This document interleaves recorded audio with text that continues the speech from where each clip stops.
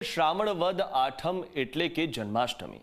આજનો દિવસ એટલે જગતના નાથ ભગવાન વિષ્ણુના 8મા અવતાર અને પૂર્ણ પુરુષોત્તમ તરીકે ઓળખાતા ભગવાન શ્રી કૃષ્ણનો જન્મોત્સવ। લાલાને લાડ લડાવવા માટે દેશભરના મંદિરો અને દેવસ્થાનોમાં વહેલી સવારથી જ ભક્તોની ભીડ જોવા મળી રહી છે।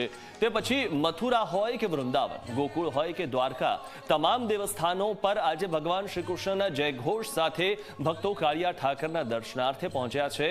ભગવાનને ભાવતા ભોજન કરાવવા માટે શ્રેષ્ઠમાં શ્રેષ્ઠ મીઠાઈઓ અર્પણ કરાઈ રહી છે, તો બીજી તરફ સોના ચાંદીના આભૂષણો અને રંગબેરંગી વાઘાથી ભગવાનને આ વાઘા તૈયાર કરવામાં આવ્યા છે ભગવાન માટેના, અને જગતના નાથના પૃથ્વી પરના અવતરણ દિવસને દેશભરમાં ઉજવવામાં આવી રહ્યો છે।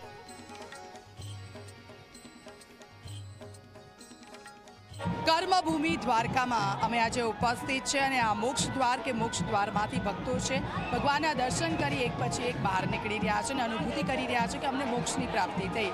એવું કહેવાય છે કે ભગવાને જ્યારે સંસારની રચના કરી એ પહેલાં જ ભગવાને જે ભક્તો છે તેમના માટે મોક્ષ દ્વાર છે ખોલી દીધા હતા અને તેમાંની એક નગરી છે દ્વારકા નગરીમાં અત્યારે અમે છે। ત્યારે ભક્તો જુઓ આપ આરતીનો લાહવો લઈ, દર્શનનો લાહવો લઈને એક પછી એક અહીંયાથી બહાર નીકળી રહ્યા છે અને સાથે જ એવો ભગવાનને પ્રાર્થના કરી, આશીર્વાદ મેળવી અને તે લોકો અનુભૂતિ કરી રહ્યા છે કે આજે અમને અહીંયા મોક્ષની પ્રાપ્તિ થઈ હોય એ પ્રકારની। આપ જો એક પછી એક ભક્તો અહીંયાથી બહાર નીકળી રહ્યા છે કારણ કે ઘણા લાંબા સમયથી તેમણે રાહ જોઈ હતી અને આજે ભગવાનના દર્શન પત્યા અને ત્યાર પછી આજે ભક્તો અહીંયાથી બહાર નીકળી રહ્યા છે। તેઓ પણ બહુ જ ખુશ લાગી રહ્યા છે। તેઓ ક્યાંથી આવ્યા છે અને કેટલા સમયથી તે લોકોએ રાહ જોવી પડી, તેમની પાસે સીધી વાત કરીશું।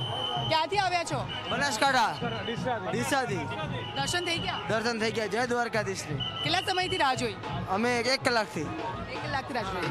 શું માંગ્યું દ્વારકાધીશ જોડે? ભગવાન સૌનું સુખ શાંતિ રાખે। થઈ ગયા દર્શન? થઈ ગયા બહુ સરસ થયા। જય દ્વારકાધીશ। આજના દિવસે આજે જન્મોત્સવ ઉજવાશે અને આજના દિવસે દ્વારકાની ધરતી પર રહેવું એ આપણા માટે સૌભાગ્યની વાત કહેવાય। હા, જય દ્વારકાધીશ।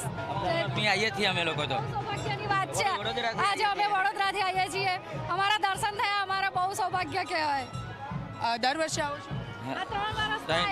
3 વર્ષથી તો આવ્યા અમે। તો આપ જુઓ એક ભક્ત છે અહીંયાથી જે લોકો પસાર થઈ રહ્યા છે તે લોકો આનંદનો અનુભવ કરી રહ્યા છે।